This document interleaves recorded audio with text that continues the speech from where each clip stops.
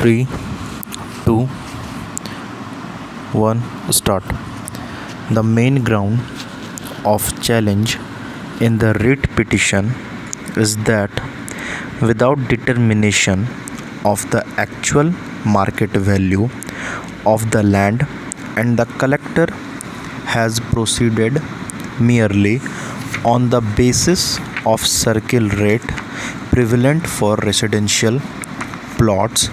and determined the deficiency in the stamp duty. According to the learned counsel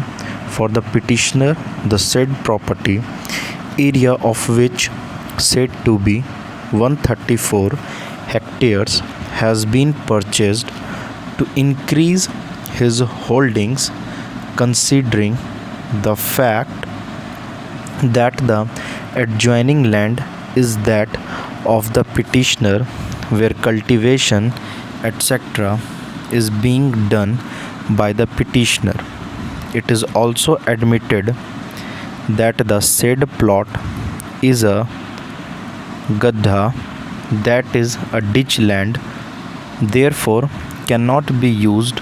for agricultural purpose in its present state. The contention of the petitioner is that the plot in question is surrounded by agricultural property, in which agricultural activities are going on, and no abadi is there in the vicinity. However, one boundary wall of the roadways stand is there, but that alone cannot be a determinative factor for treating the property to be residential. Further contention of the learned counsel for the petitioner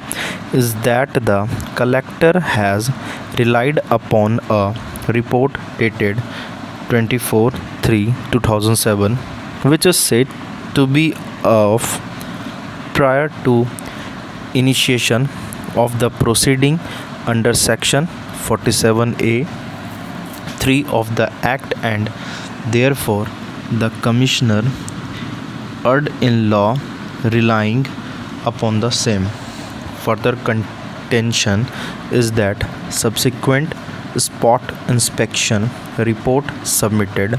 by the sub-registrar dated 24/1/2008 clearly mentions that the property is agricultural, and therefore the order of the collector treating the property to be residential cannot be sustained, as the same has been held to be so without any basis.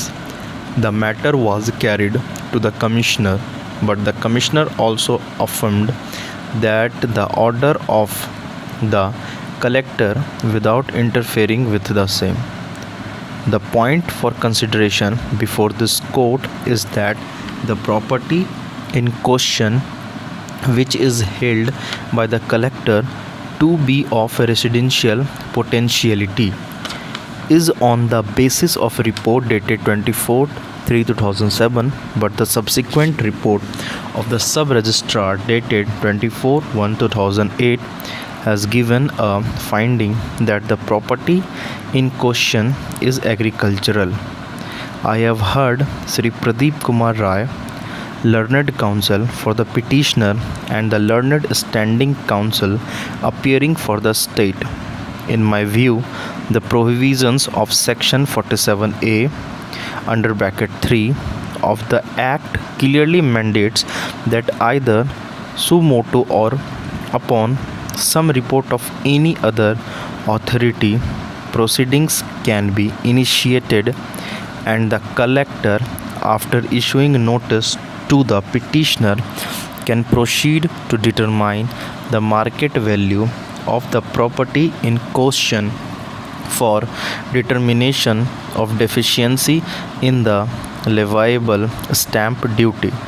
This court, in the case of Ram Khelawan @ Bacha versus State of UP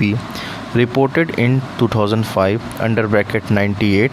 RD 511 has clearly held that for the purpose of determination of market value, same principles has to be adopted as for determination of payment of compensation to the landholders under the land acquisition proceedings. It is wholly